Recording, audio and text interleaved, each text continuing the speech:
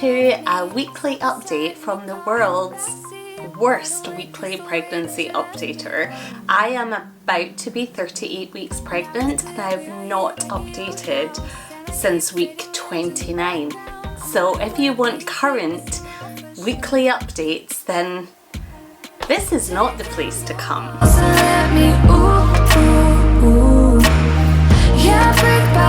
Hi, I'm Hills. Welcome to my channel where I talk about everything to do with being a very busy working mum of currently 2 boys, soon to be 3. I am pregnant with my 3rd baby boy. I am 41, so I'm definitely not a spring chicken. This was a surprise pregnancy and I can't quite believe I'm at the very end of it now. I have been documenting most of this journey and you can see it on my pregnancy playlist, but over the last few weeks I have been nothing shy of shocking. Do have quite a lot of, let's call them excuses, reasons why I've not been very good with my updates. End of school. There's always so many activities and my eldest was leaving primary school, so take the normal activities and triple them. We had a lot. COVID, again. Lots of visitors staying at the house and I'm not quite used to doing YouTube and having people at the house yet. Heat waves and wildfires. We had a pretty huge wildfire across from our house. There's a golf course that set alight and we got evacuated for a period of time. Finishing work. The work of finishing work for maternity leave, I definitely underestimated what a huge undertaking that was. Just to get things ready to hand over, to find somebody to hand over to, I mean that was huge in itself. So anyway, all excuses, and there are plenty of YouTubers that have a lot more going on that still manage to do this, but I just couldn't quite squeeze it in. But today, one day shy of being 38 weeks, I wanted to update you because the last time I spoke to you I was 29 weeks, and whilst it doesn't feel like a lot has changed from bump perspective or midwife updates or any of those things, the symptoms of being late in pregnancy is definitely more intense, and I think this is much more about getting ready for delivery than it is about the symptoms of actual pregnancy, if that makes sense. If you are at this stage of pregnancy, please do put your comments down below. I'd love to just get an understanding of whether this is, you know, readiness for labour symptoms or whether this is really just the 3rd trimester and late in the 3rd trimester. I also wanted to say such a thank you because I've been rubbish on YouTube, but I've also been pretty rubbish on Instagram, slightly less rubbish on TikTok. And I've had such nice messages from people saying like, are you okay? Has anything happened? We missed the updates and you've been very quiet, so thank you for the lovely messages, and again, I'm really sorry. So let's talk about symptoms as I have been getting closer to D-Day. So symptoms at week 37, but these have been pretty consistent I would say since about 35-36 weeks, and as I said, tomorrow I'll be 38. Braxton Hicks. The amount of cramping, back pain, what can feel like contractions but irregular, that is fully ramped up a gear. At evening time in particular is when I will feel them, and it seems to coincide with after dinner, so I don't know if there's like a digestive thing going on alongside them, but the feeling of, oh, could this be it starting, is definitely increasing over time. I should tell you as well that I will not be allowed to go past past my due date. So my due date is 6th of September and I will be induced by that date because I'm over 40, and the health trust that I'm with do not like you going any later than 40 weeks when you are 40. So I will absolutely have the baby by that date.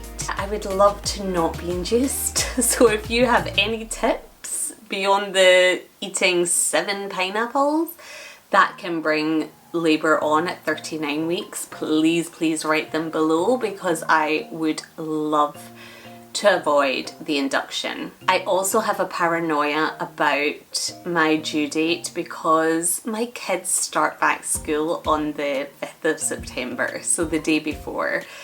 I mentioned already that my oldest is starting high school and my youngest is having a big transition at school as well. A lot of his friends have moved away to other schools and he's moving out of reception year, which is, 4 to 5 years old, and much more like nursery, and into proper school. The thought of me missing their first day at school makes me feel physically sick right now. And I just have in my mind the dream scenario where I have my baby at 39 weeks and I have myself together enough that I can be there for their first day of school. The nightmare scenario is that I go into labour on the day that they start school and I'm completely absent. That will break my heart. Other symptoms alongside Braxton Hicks is heartburn. So the baby has dropped. He is actually in position, he's engaged. Although I have heard they can pop out again after your first baby, but this one seems pretty low down and pretty engaged, and I can feel very low down that he is there. The heartburn is still there. I have a routine every night before I go to bed where I gulp Gaviscon, I take like 3 Rennies, and then a little hack is Airwaves chewing gum. So if you've not tried that and you've got really bad heartburn, give it a go. I think it's so strong that it kind of disguises the heartburn sensation. So that at some points has worked, and at other points is, just I have to keep taking the Rennies and keep taking the Gaviscon. But yeah, heartburn still thriving in the 37th week. I have anemia, so I don't know whether my level of tiredness is standard levels of tiredness or whether it is worse by the fact that I have anemia, but I get my blood taken every time I go to the midwife and it is pretty stubborn. It's not going up even though, or the levels are not going to where they need to be, even though I am taking iron for it.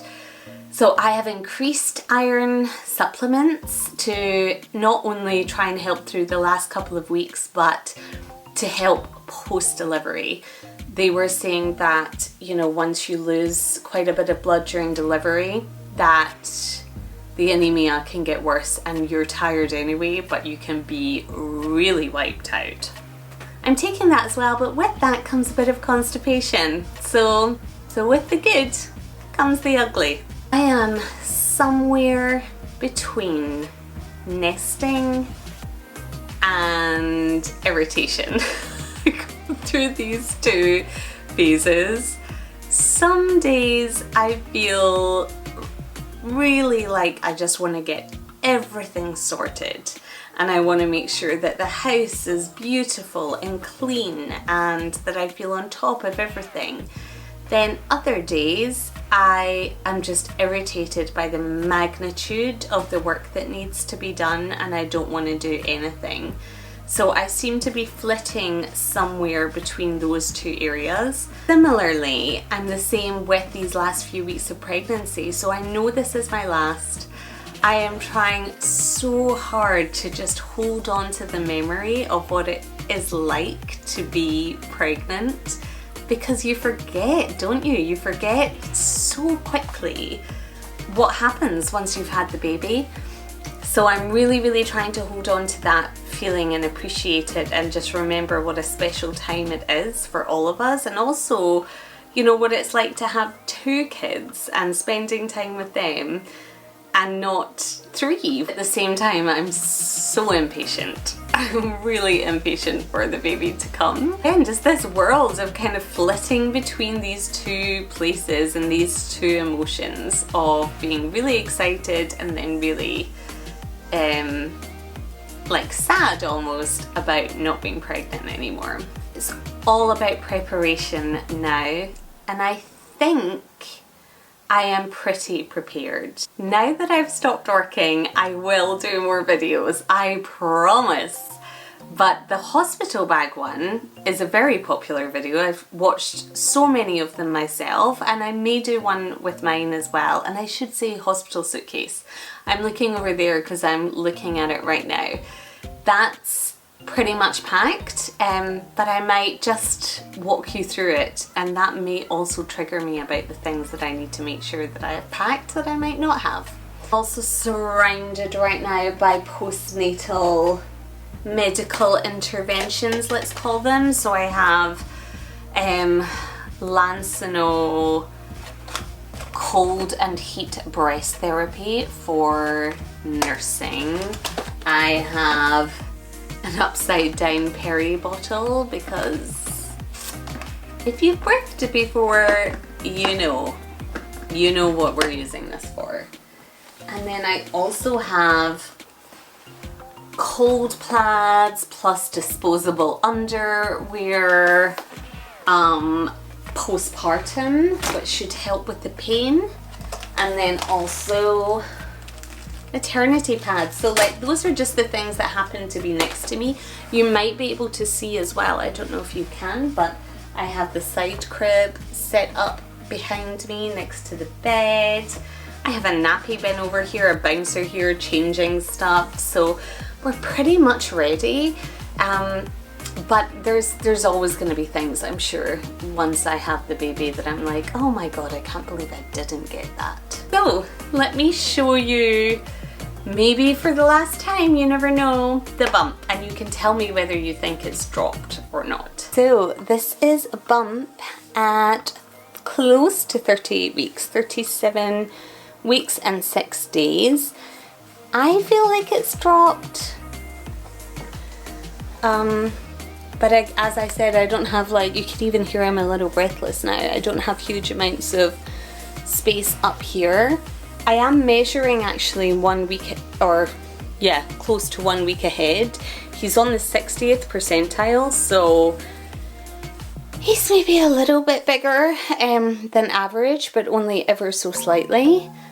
But I'm hoping that we're not gonna get a huge amount of extra growth from this point in. So that is it for the update for week 37. Let's see if I'm back next week.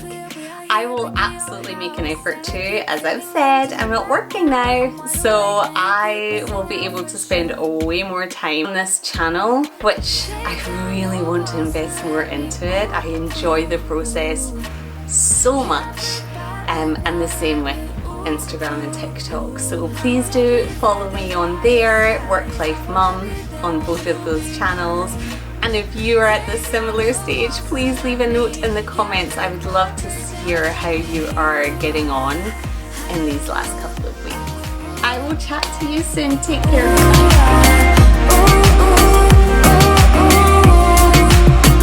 In my bed 5 to 12, wish I could sleep. Dream about